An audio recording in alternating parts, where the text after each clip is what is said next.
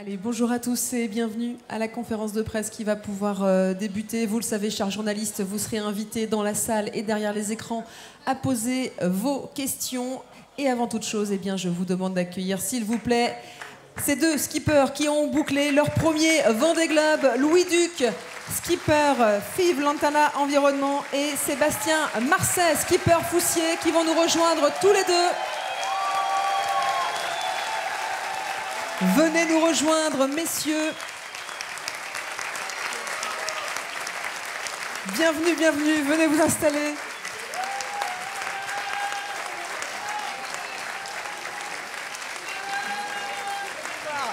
Installez-vous. Louis Duc et Sébastien Marcet, s'il vous plaît, on est dimanche soir, on veut du bruit, s'il vous plaît, sur le village du Vendée Globe.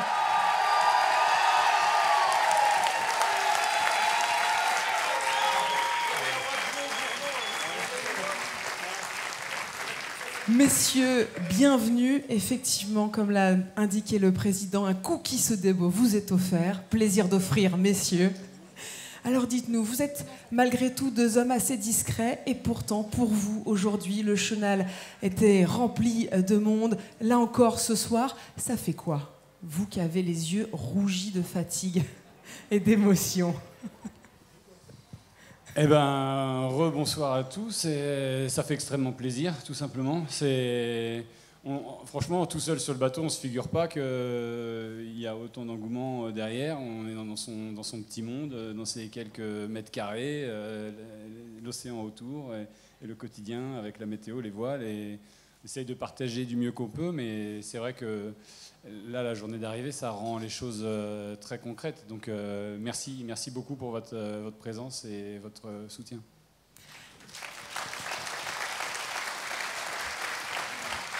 Messieurs, ça fait, je ne sais même pas quelle heure il est, mais ça fait à peu près 3 heures que vous avez franchi la ligne d'arrivée. Est-ce qu'on a déjà le temps d'atterrir ou on est encore sur un petit nuage, Louis? Je suis sur un gros nuage, là. Mais un gros nuage ensoleillé, rassure-nous. Un gros nuage, peut-être qu'il va durer 5-6 mois, je ne sais pas. Mais ouais, c'est un peu bizarre comme choc parce qu'on vient de passer 3 mois tout seul sur un bateau et à la fois on était en contact avec plein de gens. On a aussi partagé les choses avec plein de coureurs parce que de temps en temps on avait des petits contacts avec certains skippers et tout ça. Mais concrètement, on n'a pas vu une tête quand même depuis 3 mois, 91 jours. Et là d'un coup, c'est un truc de dingue. Et moi j'ai du mal à me rendre compte de ce qui se passe. Là, je suis un peu complètement à l'ouest. Alors déjà que d'habitude, je suis à l'ouest, mais alors là, c'est encore pire. Mais par contre, voilà, merci à tous, franchement, d'être venus à nous arriver. Ça me fait extrêmement plaisir. Il y avait beaucoup de monde sur les quais. Je me disais que c'était pour les autres, mais je crois que c'était aussi un peu pour moi. Enfin, j'espère. Mais oui, bien sûr, Louis, bien sûr. Et puis, de voir une salle bien remplie comme ça aussi maintenant, là... ça me fait énormément plaisir de voir beaucoup de gens de plein d'horizons. Alors mes partenaires sont là, c'est extraordinaire que vous soyez tous venus, ma famille, et puis des gens de Carteret, des gens un peu de partout, des copains qui ne m'avaient même pas dit, ils m'ont caché qu'ils venaient. Et donc voilà, de voir toutes ces têtes de gens connus et que j'apprécie beaucoup, et puis et d'autres que je ne connais pas qui viennent quand même. Eh ben, merci à tous en tout cas, voilà, bravo, merci.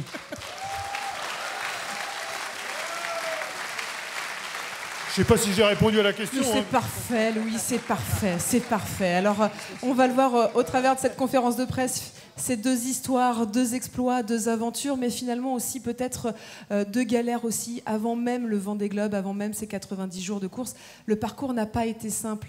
Seb, si tu regardes un petit peu ce parcours, cette recherche de partenaires avant d'en arriver là, quel regard tu portes aujourd'hui sur tout ce long parcours? Le regard que je porte, c'est que déjà je suis très content de l'avoir entrepris, mais ce que je me dis, c'est que le plus dur, c'est vraiment à terre, en fait, quoi. Pourquoi? Parce que c'est ce que je sais pas faire. Quand je suis en mer, de gérer le bateau, de gérer la météo, les avaries, la compétition, ça c'est mon savoir-faire. Par contre, ouais, c'est la partie plaisir du projet. Par contre, gérer une entreprise, monter une équipe, trouver des partenaires, la manière d'investir dans un bateau. Alors, je suis loin d'être tout seul. parce que sinon, j'aurais pas réussi. Mais franchement, le plus dur, pour moi, c'est à terre. Ouais. Et oui, il faut rappeler qu'effectivement, avant d'être des marins, enfin en tout cas en même temps que d'être des marins, vous êtes aussi des chefs d'entreprise et la galère, elle est aussi sur Terre. Louis, c'est pareil. Avant d'arriver là, tu le disais tout à l'heure un petit peu sur scène, on va peut-être un peu plus le préciser, tu as racheté un bateau effectivement qui était presque voué à l'abandon, qui était parti en fumée avec Clément Giraud. Et toi, tu le rachètes et surtout, tu le retapes. Et il repart. On vient de passer 90 jours en mer, on pourrait dire que c'est long. En fait, c'est rien du tout, 90 jours en mer par rapport à tout le bordel qu'il y avait en amont. Et il y a 4 ans, je disais tout à l'heure, j'avais eu la chance de pouvoir accompagner l'arrivée de Miranda Meron sur Campagne de France. Et il y a 4 ans, on venait tout juste de racheter ce bateau. Il était dans le fond du chantier V1D2 à Caen, complètement cramé. Tout le monde me disait que c'était une folie, il y en a même qui disaient qu'on n'y arriverait pas. Et puis, on a créé une petite équipe pour reconstruire le bateau, une équipe super qui est restée pour quelques-uns jusqu'au bout. Et à chaque chantier, ils étaient là. Je pense au grand Seb, je pense au grand Louis aussi, qui est venu dès le début du projet à apprendre à faire du composite et puis qui est resté dans l'équipe et qui a accompagné tout ce projet. Et donc, c'était, c'est vraiment un truc de dingue parce que on commence un projet, il faut un bateau, il faut des moyens. Et puis ensuite, il faut commencer à se qualifier. Moi, j'ai voulu aussi un projet où on faisait un petit peu de performance, donc on a modifié le bateau aussi en cours de route. On avait un planning grâce à toute l'équipe du groupe Lombard. On avait imaginé une plateforme qu'on voulait avoir, et c'était complètement utopique quand on a récupéré ce bateau d'avoir le bateau qu'on voulait. Et finalement, en 4 ans, on a modifié ce bateau au fur et à mesure, on arrivait à ce qu'on voulait, et c'est extraordinaire. Alors, j'étais ravi de voir ce bateau à son potentiel comme ça, et quelque part, j'ai un peu de frustration parce que j'ai pas pu l'utiliser à 100%. Mais voilà, 4 ans de travail, c'est un truc de malade. Et donc voilà, une fois qu'on a reconstruit ce bateau, d'abord on a plus de 150 personnes qui ont participé au financement de ce bateau, qui se sont substituées aux banques, parce que forcément, quand tu viens emprunter de l'argent et que tu n'as pas de chiffre d'affaires, typiquement, les banques ne disent pas toujours banco. Donc on a proposé aux gens de se substituer aux banques pour pouvoir financer ce bateau, ce qui a été un petit projet déjà en soi. Et ensuite, cette histoire, on en a parlé grâce au Vendée Globe il y a 4 ans. D'ailleurs, ce bateau-là, c'était le sister ship du bateau de Jean Le Cam. Alors avant le départ, tout le monde dit « ouais, super ». Et puis après, Jean, il a fait une super course. Et finalement, c'était mon meilleur commercial sur ces années-là. Merci à Jean Le Cam. Qui était sur l'eau pour vous accueillir, les garçons. Hein.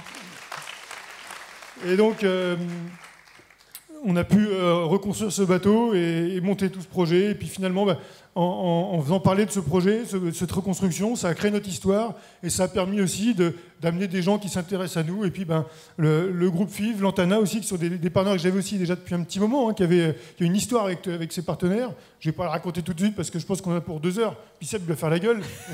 Et c'est surtout toi qui as un direct à 19h. Donc combien de temps tu m'as pas dit là tout de suite? Je gère. Ah bon, d'accord.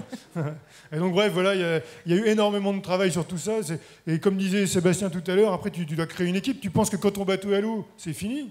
Mais non, après il faut gérer des gens, il faut s'organiser pour ça. J'étais pas câblé trop pour ça. Moi, j'ai pas fait trop d'écoles de management et tous ces trucs-là. Il y en a qui sont bien plus câblés pour moi que ça. Et donc on a appris, et on a appris aussi à des compétences qu'on ne soupçonnait pas. Donc je les ai plus ou moins bien fait, comme j'ai pu, entourer des gens à qui on a fait confiance. Et puis on était au départ et surtout maintenant on est à l'arrivée. Donc merci à tous les gens qui ont pu bosser autour de ce projet. Et surtout bravo pour ce parcours du combattant. Alors l'exploit, évidemment, ce fut aussi en mer, notamment avec des rencontres assez inattendues. Sébastien, raconte-nous cette rencontre avec un iceberg. On se souvient de cette vidéo où tu es presque aussi blanc que ce gros morceau de glaçon, parce que c'est la peur à ce moment-là qui t'habite. Ouais, franchement, oui, c'est assez flippant. En fait, j'étais en train d'échanger avec Hubert Lemonnier. Donc le directeur de course. Voilà, directeur de course. La veille, à 150 000 de la position, Hubert il m'envoie un message en me disant il y a une zone avec des icebergs au nord de la limite des glaces, voilà la position. Et alors je prends les documents et là je vois c'est en plein sur ma route, quoi. Et quelques heures plus tôt, j'étais en train de faire des empannages. Il y a eu une bataille d'empannage, j'étais en train de faire des empannages, donc voilà, j'aurais pu facilement éviter la zone, mais là, la situation fait que je suis en route directe, droit sur la zone, quoi. Et donc, je prends les infos, et je comprends que les icebergs, ils dérivent vers le nord, donc je me dis, je vais passer dans le sud, je vais passer dans le sud, entre l'iceberg, il dérive à un nœud vers le nord, et je me dis, je passe dans le sud, entre l'iceberg et la zone des glaces, quoi. À la position qui avait été donnée de l'iceberg, je vois rien, donc là je me dis, ah bah super. Et donc j'échange avec Hubert, et je lui dis, non, il n'y a pas d'iceberg. Et 10 minutes plus tard, 10 minutes plus tard, j'ai l'alarme du radar qui se met en route, et il est pas tout à fait droit devant moi, mais je dois, pour l'éviter, je dois abattre pour rouler ma voile, et en abattant, en fait, je vais droit dedans, quoi. Et c'est donc la limite a été à 4000, donc le temps de rouler, j'ai roulé la voile, j'étais à un peu moins de 2000 de l'iceberg, et c'est vrai que la surprise, franchement la surprise, et puis l'inconnu, quoi, se dire, j'en sais rien, est-ce qu'il y a des growlers autour, ils sont où? Alors j'avais regardé un peu, les growlers normalement, visiblement, je sais plus, ils sont dans la partie sous le vent, ils sont plutôt dans la partie sous le vent de l'iceberg, je crois, de ce que j'avais lu. Donc j'essaie de me rassurer comme ça, mais c'est vrai que j'ai vachement ralenti, quoi, parce que je voulais tout simplement pas en taper un de growler autour. Et donc voilà, et c'est vrai que c'est une émotion hyper forte. À la fois, c'est assez a posteriori, je suis content d'avoir vu un iceberg. Franchement, c'est magnifique. Une fois qu'on l'a vu, qu'on est passé, qu'on l'a pas tapé, surtout on est passé. Super content. Ouais, la photo est belle. Non, franchement, mais sur le coup, ouais, c'est un coup de chaud, c'est un mauvais jeu de mots, mais voilà. C'est glaçant, c'est glaçant. Allez, on est en conférence de presse par conséquent. Chers journalistes, si vous voulez poser des questions, vous êtes évidemment les bienvenus. Oui, une question.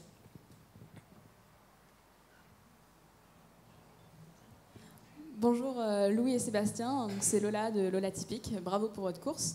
Je voulais vous demander à tous les deux, tour à tour, de raconter votre Vendée Globe en juste 3 mots, si c'est possible. Vas-y, commence.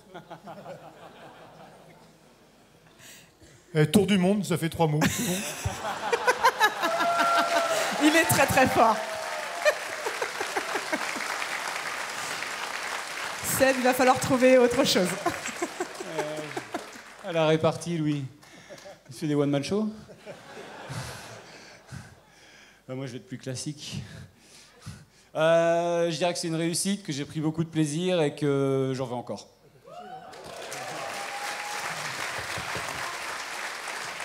Ça veut dire qu'il y a quand même une annonce. Il y a une question derrière les écrans. Une question qui vous est adressée à tous les deux. Quels ont été les moments les plus durs sur toute la durée de la course, selon vous? Pour moi, les moments les plus durs, ça a été les moments où je savais que j'avais pas la voile calée et je voyais les autres qui allaient s'échapper. Et ça, pour moi, c'était extrêmement dur à vivre. Parce qu'on a été se promener dans les mers du Sud, qui sont des coins hostiles. J'ai adoré. On a pris 2-3 coups de vent, pas non plus des trucs exceptionnels, parce que c'est les mers du Sud et que voilà, c'est assez courant. Et ça, moi, je me suis senti à l'aise là-dedans. Mais par contre, les situations où je pouvais rien faire pour laisser passer les concurrents devant, notamment Seb, j'ai eu plusieurs fois s'échapper. Et ben là, c'est une frustration extrême, et c'est extrêmement dur à vivre. Voilà, moi, c'est ça, mais les moments les plus durs. Et il y a eu un moment qui était un des moments les plus durs, c'était donc le Cap Horn est passé. On est au nord de la zone des glaces, et là, on compatit. Hein. On sait bien ce qui s'est passé. On a nos 2-3 concurrents qui sont Lazare, Monnayeur, Conrad, qu'on voit s'échapper, et ils nous ont collé une semaine. Voilà. En quelques heures, ils nous ont collé une semaine. Et ça, franchement, ça fait vraiment mal. Et c'était extrêmement... On en rigole aujourd'hui, mais c'était extrêmement dur à vivre parce qu'on voyait bien par où nous, on allait devoir passer. On a bien compris le schéma qui se passait et ce qui allait se passer pour nous. Et donc, on voyait les gars là qui arrivaient. Eux, ils ont réussi à recoller à des bateaux qui étaient 2000 milles devant eux. Donc des gens Le Cam, des foilers et tout ça. Ils arrivent dans ce groupe-là. Pour eux, c'est jackpot. Et nous, on est quelques milles derrière eux. Ça passe pas. Et on se retrouve à prendre une semaine dans la tronche. Ça, c'était extrêmement dur. Pas sur le fait de passer une semaine en mer en plus, ça, c'est pas très grave. C'est le fait que les autres le fassent pas avec nous.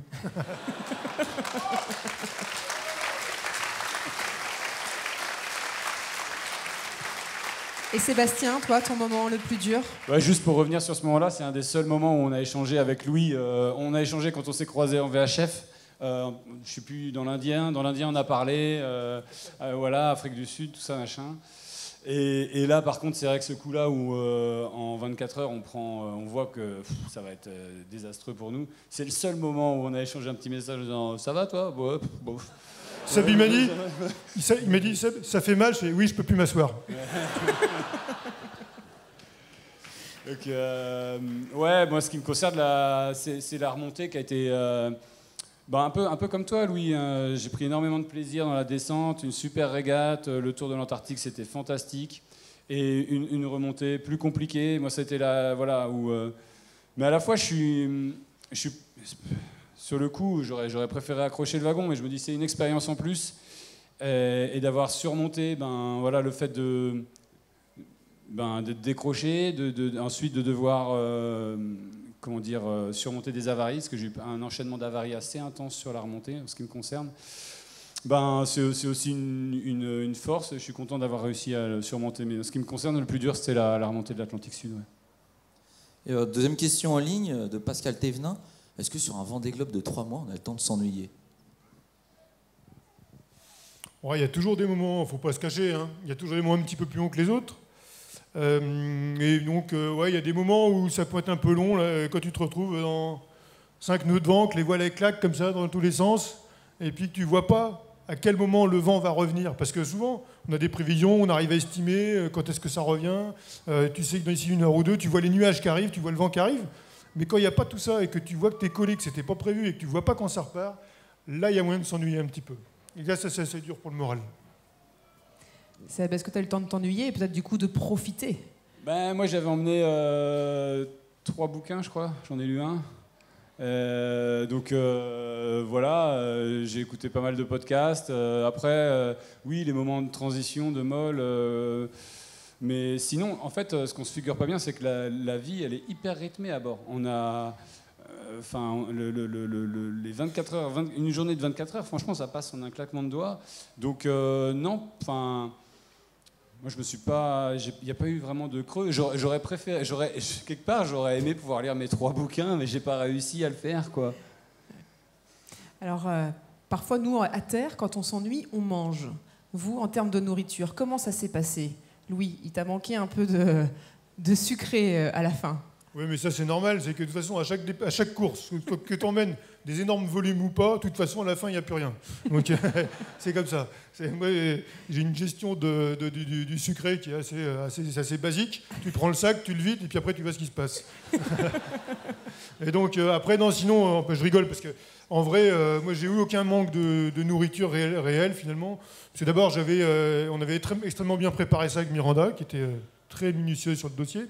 Et puis, on avait un copain en Normandie qui nous a préparé des plats apertisés qui étaient extrêmement bons. D'autres coureurs ont pu en profiter un petit peu. Et donc ça, du coup, c'était plutôt assez bien.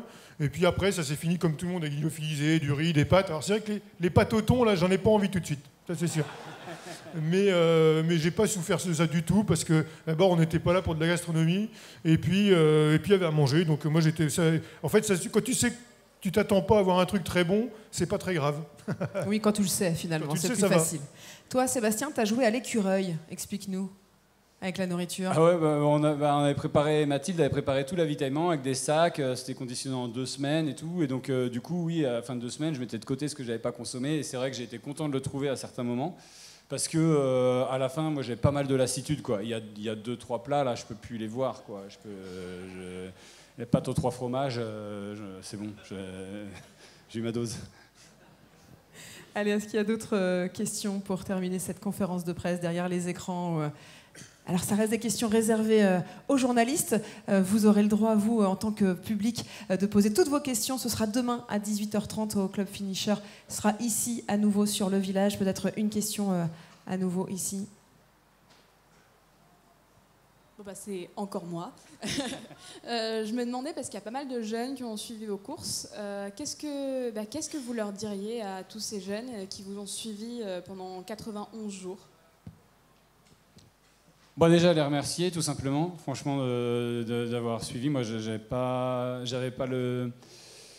Je pensais pas que ça avait un tel impact, j'avais pas mesuré l'impact que pouvait avoir le Vendée Globe, et c'est vrai que, déjà, de remercier les gens de suivre nos aventures. Et voilà, Non, je n'ai pas grand-chose à rajouter. C'est de dire merci et voilà.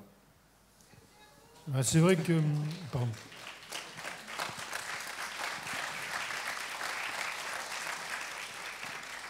On a eu beaucoup d'écoles qui ont suivi les projets. On a été contactés énormément. On a même eu des surprises. Quelquefois, j'ai eu récemment, là, dans la remontée de l'Atlantique, une école de Tolva en Normandie, on n'avait aucun contact en amont, hein, rien du tout. Ils se sont fait une vidéo hyper bien organisée, avec des gamins avec un petit drone, avec plein de choses. Je me dis, mais comment ça se fait qu'ils font tout ça? Et en fait, je crois que le Vendée Globe, comme dit Seb, c'est un impact énorme. C'est un outil pédagogique qui est énorme. Et donc, les écoles l'utilisent réellement.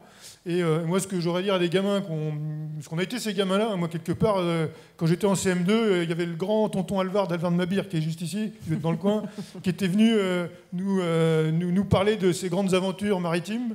Et je crois que c'est le seul cours que j'ai vraiment écouté quand j'étais plus jeune. Et donc, moi, c'est grâce à ça que j'ai mal tourné, finalement. Et donc, quel que ce soit du bateau ou autre chose, n'importe quel rêve, faut y aller, il faut foncer, il faut essayer. Si ça ne marche pas, c'est pas grave, le risque, c'est de ne pas le faire, c'est de ne pas essayer. Et moi, c'est ça que je dirais aux gamins qui ont envie qui ont des rêves, c'est de se battre pour les réaliser. On n'ira peut-être pas aussi loin que c'était prévu. Hein. Moi, quand j'étais gamin, je rêvais de gagner le Vendée Globe à 23 ans, ça ne s'est pas passé comme ça. Mais j'y suis allé quand même, je l'ai fait et je suis revenu.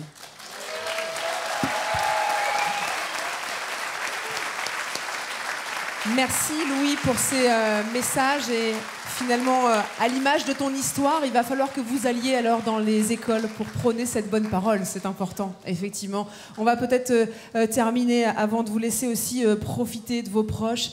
Vous repartez avec quoi? Quand on te voit, Sébastien, pardon, tu sembles exténué, peut-être fatigué, ému. Qu'est-ce qui reste de cette journée extraordinaire? Oh, je sais pas ce qui va en rester là sur le coup, te répondre honnêtement. Ouais, je suis très fatigué. Ouais, je suis très fatigué. Je pense pas être à même de te répondre là maintenant, en fait. Non. Mais c'est une très bonne réponse. Déjà, profitez. Tout à l'heure, Louis, tu parlais de l'avenir. Tu annonçais presque déjà un nouveau départ en 2028. Est-ce que ça, vous y pensez déjà? Alors l'avenir, je crois qu'il y a une belle soirée ce soir déjà. Et ça, c'est l'essentiel. C'est ça le premier truc. On va faire ça. Et puis après, on va se battre pour réfléchir à la suite. Et c'est sûr que, d'abord, j'étais extrêmement ravi d'avoir la chance, une fois dans ma vie, d'être ici. Et si on avait une deuxième, ce serait encore mieux. Mais, en tout cas, merci à tous les gens qui ont participé à ce projet et qui m'ont permis d'être là, parce que ça, c'était un moment exceptionnel. Seb, est-ce qu'on te revoit en 2028? L'envie, en tout cas? Ah ouais, carrément. Moi, je rêve de pouvoir m'aligner au départ du Vendée Globe avec un bateau compétitif. Je suis extrêmement heureux de ce que j'ai fait sur cette édition du Vendée Globe. Je ne le referai pas une deuxième fois dans les mêmes conditions. Par contre, de pouvoir aller jouer un top 10 dans 4 ans, je donnerais cher pour pouvoir être là en 2028. Ouais. Eh bien, le rendez-vous est pris. Merci à tous les deux. Je crois que vous pouvez encore une fois, s'il vous plaît, les ovationner. Louis Duc et Sébastien Marcet qui viennent de boucler leur premier Vendée Globe. Et ce ne sera peut-être pas le premier, ce ne sera pas le dernier en tout cas. Merci, messieurs. Et d'abord, profitez, d'abord ce soir. Et cher public, eh bien, vous l'avez compris, rendez-vous demain à 18h30 ici même sur le village pour profiter à nouveau de ces 4 skippers qui ont bouclé leur tour du monde aujourd'hui. Demain, ils seront là pour vous, pour vos questions, pour vos signatures, pour vos photos.